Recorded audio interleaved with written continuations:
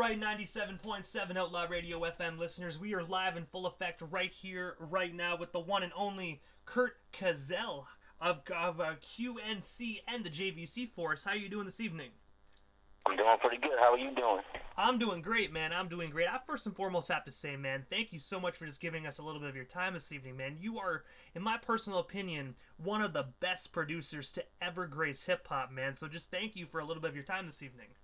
Oh, no doubt. I appreciate that. I appreciate that for sure.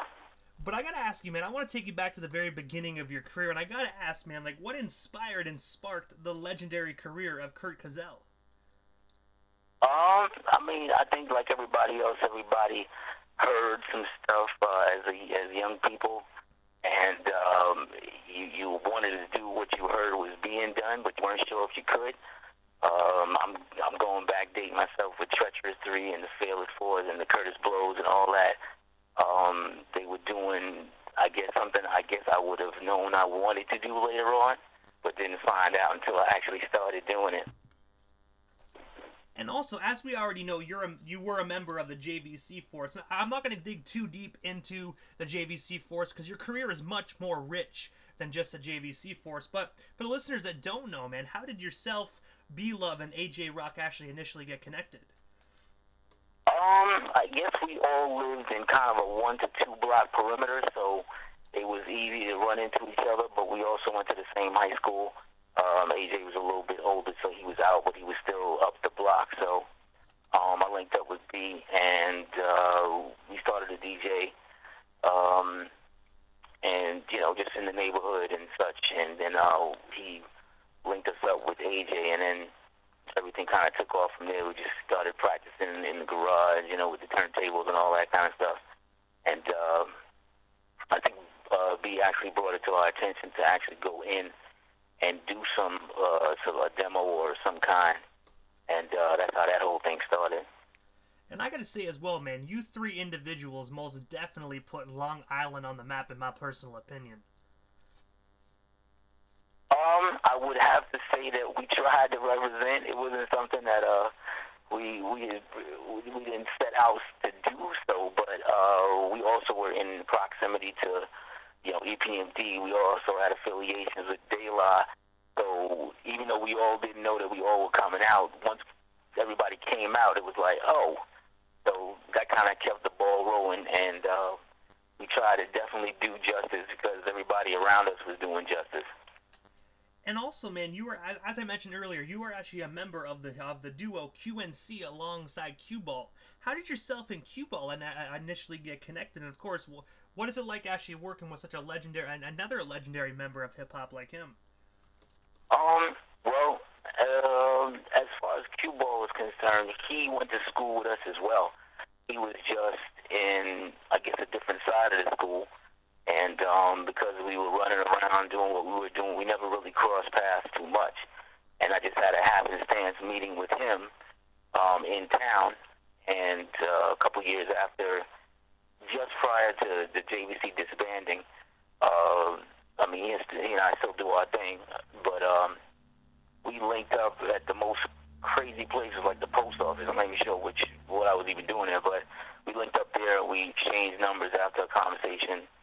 And he was doing his demo, and I was in the studio, the legendary Charlie Marat studio, North Shore Soundworks, that did all the Red Man and all the EPMD and the Hit Squad and that stuff. I was up there engineering most of everything that was coming out of my camp, and I started working with him just to get his demos done. And I think I jumped on one just for the hell of it, and it seemed to catch attention, so that was pretty much how that whole thing started off in the beginning. And also as well, I read that actually early on in your career, you actually became the house producer at the legendary D&D Records. How did you actually land that gig at D&D? And of course, what was it like just working at that record label at such a young age? D&D, I linked up through actually another artist that is no longer with us. He was doing a project with Doug and Dave when they were doing the D&D project, and he put me on to come in and co-produce a track with his DJ, and we kind of did what we were doing, and we linked up with Doug and Dave when I was down there, and we just chopped it up to talk later on about some future projects, because I was still doing my thing up at North Shore at the time. And once we had a good rapport, Doug and Dave and I, so we chopped it up. Everybody was doing what they were doing. Everybody was around, and once I finished up that track with them for that, when they were doing I forgot what the next project was they were doing, but they invited me down. We talked a little bit. At that time, I had Mama Mystique that I was doing 2 demos for at the time, and I just played them the demo where I was at the time with it, and they were like, "Listen, as soon as it's done, bring it through, because we got the Arista deal, and we want to try to see if we can do something with that." Part of my voice has been a little bit rough all day. So that's how that whole situation worked out, and we just had a good relationship from then. And I also saw as well that you actually relocated to a room in your house in Long Island when they closed their doors. Is that actually when UZO Records actually became when UZO Records got formed? Which one is that? What record is that? Oh, sorry. I read that when D&D Records closed, you actually relocated to a room in your house. Yeah. I had the basement actually done out, and I took I think it was the A-room board and a couple of different modules and brought it out and did my whole basement out with all the with the big board and everything like that. Added in what I already had. I had Dave, that was the manager of D&D at the time. He came out and rewired the board from top to bottom. So I think he spent like 2 days at my house. And we did top to bottom, rewired everything. That we had the same amp. The only thing I did not have was the big Uris. I brought them, but I did not use the big Uris because I had my own, and those were what I was using for the monitors. So I actually still have 2 of the Uris, the original D&D Uris, at my house that can't seem to leave. It's just, especially old machines like that. It's really hard to actually get rid of them just because of sentimental value. Well, that had its own story to it. Ironically, I had relocated and bought another house somewhere fairly close to the old house, and I had to get that board out. Ironically, at the time, Jay-Z was doing a pop-up, I think it was a pop-up deal. I forgot what he did, but he was doing something to commemorate, something to do with Reasonable Doubt, and that happened to be the board that he recorded it on, so he happened to want that board to put in the pop-up. And the 2-inch, everything like that I had, it was actually worked out perfectly.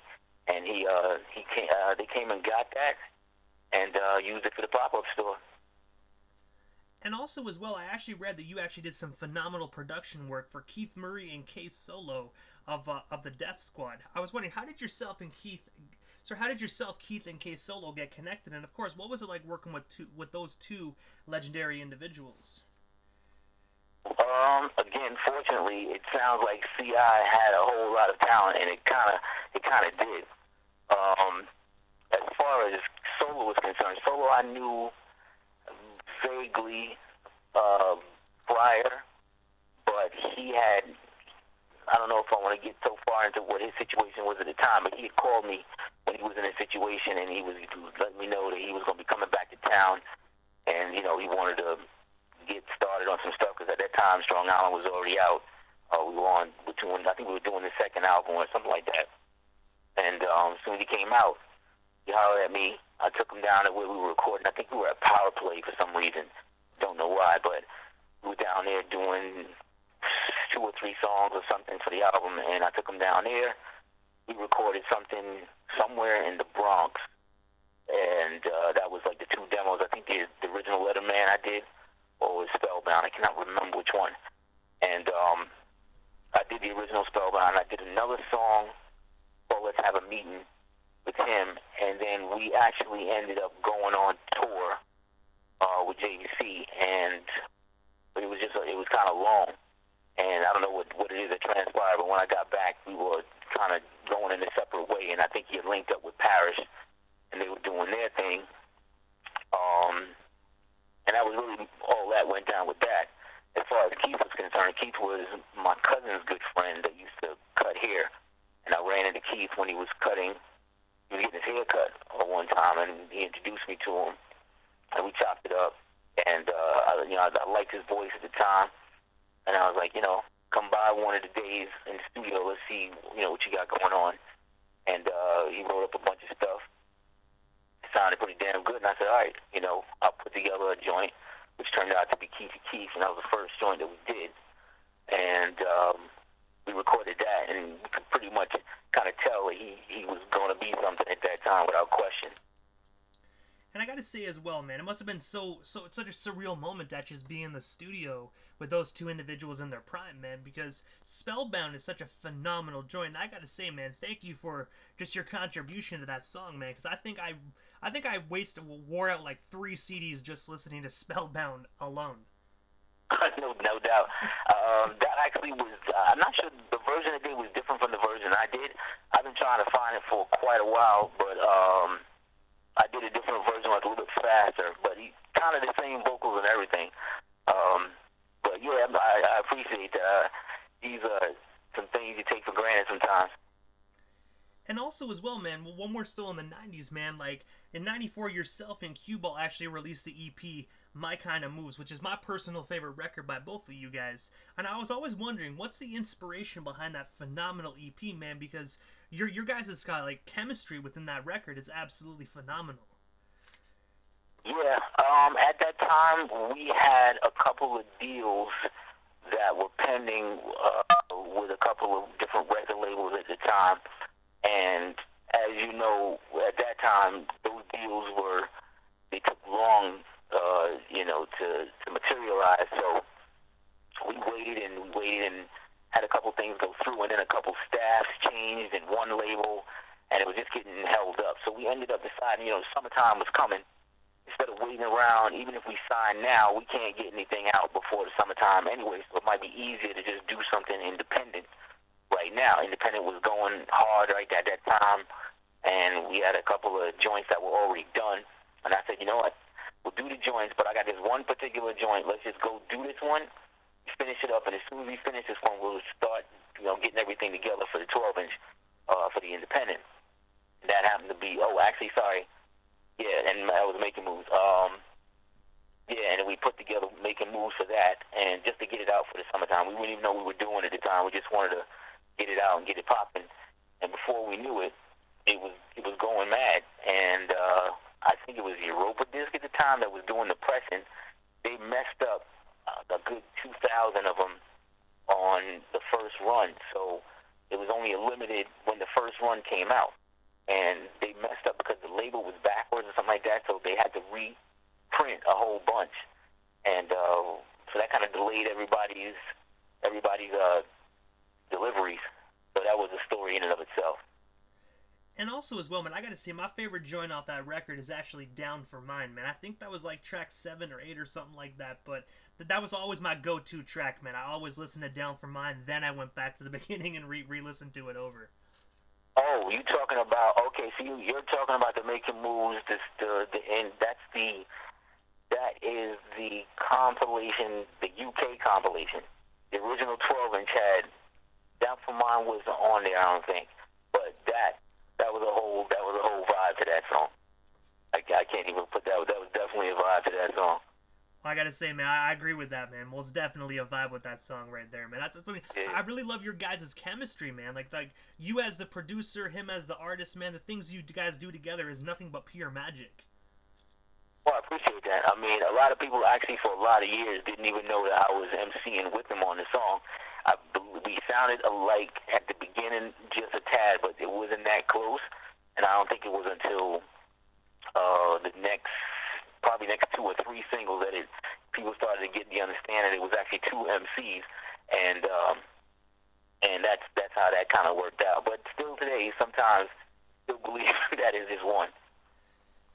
And also, at the end of the 90s, into the 2000s, yourself and Cue Ball actually collaborated with UK producers Aim, Ray, and Christian for a number of releases on Manchester's Grand Central label. I was wondering, can you tell our listeners a bit more about that connection? Of course, how did it come to be for you guys? Because, of course, in the late 90s, early 2000s, there was no internet, so you really had to be networking really hard to actually get from, of course, the New York area all the way to the UK. Yeah, that relationship actually came out of the Mama Mystique situation. I was producing her after I did her first, the Tremendous single with Mama Mystique. I was in the middle of doing the album for her, because we were signed to Priority and what have you. And I was in the middle of doing the album for her, and they were doing a remix of Tremendous in the UK. So we flew out to London to do the video for that version in the UK, and at the time they had Ray and Christian had remixed it for, I think, the independent the UK release.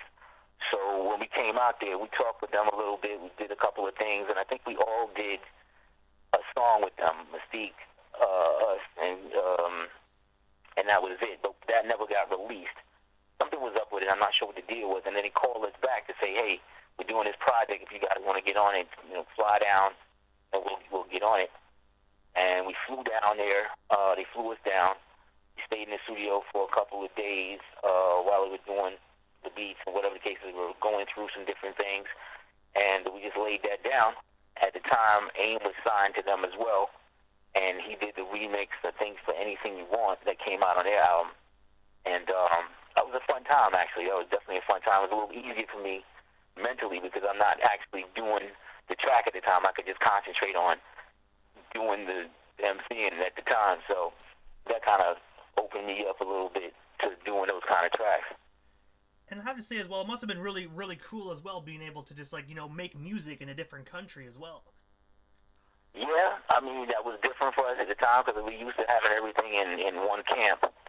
And it being your home base is your home base. And when you're trying to record, you have to feel comfortable. So when somebody says you're going to fly 12 hours away and record something somewhere you don't really know, I think at that time we were a lot younger, so you don't even think about it. Now we'd be a little bit hesitant, but back then it was just like, sure, let's just do it. And we just flew out there, and it was a hell of an experience.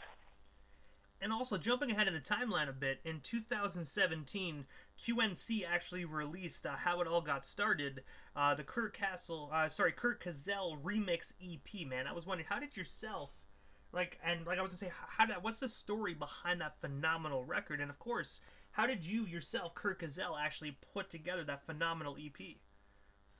That was kind of a follow-up extension to the AIM album that we had done. AIM is a producer out in the UK as well. We had forged a relationship with him, did a project with him, and he always wanted me to do, one or two tracks of a remix to put out a secondary EP to follow that project. So we chose, I think, two particular ones that either he wanted me to remix, or I chose one and he chose one, and I just sat down in the lab and, I had to change my mindset because now I'm remixing something that I did, so it's a little bit of a different mindset rather than sitting down and writing it and producing it at the same time. I'm producing something that has vocals, so it makes it so much easier. So we ended up, doing that. I ended up displacing a whole new remix for those joints, and he added an additional song that wasn't even part of the project at the time. And we added that to it, and that was just a fresh set of vocals altogether. So it was like two different mindsets in one mini project at the time. And I have to ask you as well, is there any hard copies available of that project? That way the old school listeners can snag themselves some hard copies? Yeah, I believe Attic Records is his UK print. In the UK, I think it's based, I was going to say Furrow and Burris, but I'm not sure where it's based out of. It might be based out of London now. But I'm not sure if it's attic.com. It's ATIC. That he has all the multiple waxes, the cream color, the limited, I think, blue, and stuff like that. He's released some definite nice colors, vinyl. And also, as well, directly after this interview, I'm actually going to be spinning one of the tracks you actually sent me by QNC titled Shit They've Been Missing. I was wondering, for the listeners that didn't get the opportunity to listen to this particular track, what can our listeners expect when they hear this after this broadcast? That actually is one of the most different tracks that we've ever done. It turned out that myself and Q, we were supposed to do something, and something didn't go right with whatever we were supposed to do, and we decided, I said, you know what, let's get together, we'll do this track, I had this thing in mind, and it turned out to be something that we were going to just kind of spearhead the new kind of a mixtape project, and because it was affiliated with another artist at the time, we made sure I reached out to Premier, the legendary DJ Premier. I reached out to him, let him know, this is what's going down. God is okay, God is blessing on the joint, and we just had a couple beers, and we decided, bang, we're going to do this, and we're going to follow it up. But like my schedule always goes, I plan to do like 3-4 songs in a week, and I end up doing 3-4 songs in a month because of just different things going on, and people sending me things to do with certain things and remixes that people want. So the schedule never works out. So we ended up going in there, and we had a good time. It was freeing from my mind because I didn't have to really worry too much about where the snare was fitting or where the kick was or the loop was too high, none of that. And it just happened to be one of the better verses that I've written thus far. So we had a good time with it, and it was supposed to spearhead things, and it's actually spearheading things. And I gotta ask you, Curt, what is next for you? Is there anything I happened to miss during this interview? Anything else you still want to talk about or promote while we still have you here live on the Canadian airwaves? Oh, no doubt. I mean, we got the Rockwell single right now. It's called From CI that we did for a producer in Germany. And we're doing a project with the Robert Smith. He's also in Germany. He's going to have a single. I'm not sure what they ended up naming it, so I'll find out about that. DJ Crafty Cuts, we're doing a track for him. Kind of as we speak, I just came out of the studio earlier, trying to move around some arrangements and stuff with it. And then I think Q's going to be back in town the end of the week, and we're going to lay the vocals for that. So we're going to have a lot of stuff going on this year. The last couple of years, I had to rewire the board when I moved over, so I had to get the sound right and everything like that, and it took a little bit longer than I planned. So we're back on the move now. It most definitely sounds like 2021 is definitely the year of Curt Cazal.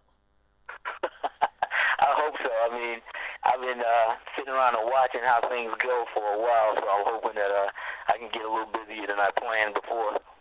Hey, man, I most definitely think you guys can most definitely make that happen, man. You guys are already off to a great start with these phenomenal projects. I appreciate it. We're just trying to do the best we can right now. And also, Curt, this is the time quickly right before I wrap things up that I give a chance for the individual that slides into the radio station airwaves, just a chance to give shoutouts to whomever they want to give shoutouts to, but of course also your social media handles. That way our listeners can follow you and stay updated everything QNC and Curt Cazal if they're not already doing so. Oh, no doubt. We're kind of stealth with everything, but right now it's at Curt Cazal, which is at Curt with an underscore Cazal, Cazal on Twitter, and at QNC2, the number 2. Q-Ball pretty much will tell you everything that's going on. He's a monster with the media stuff, and we just going to be grinding. Shout out to all your listeners. Shout out to you, and your staff. And just tell everybody, just listen out. We're coming through with a couple of different things all over the place at any time. Anything can drop. And I gotta say, first and foremost, Curt, thank you so much for years upon years of amazing music, man. You helped give birth to so many legendary projects all throughout hip-hop, man. So thank you, and I'm most definitely looking forward to hearing many more projects in the years to come, because it sounds like you most definitely are not stopping anytime soon. I appreciate that very much. I'm trying not to. I'm trying not to. Once I feel like I'm not doing it for the love anymore, then I probably will stop. But these beats are in me. I got notes like crazy, and I got beats in my head, so it's gonna go down. Hey, Curt, if you keep making it, we here in Canada are gonna keep spinning it, man. So thank you so much. Absolutely appreciate it. You're most certainly welcome, Curt. Have yourself a wonderful night, and most definitely stay safe out there. You as well, man. You as well.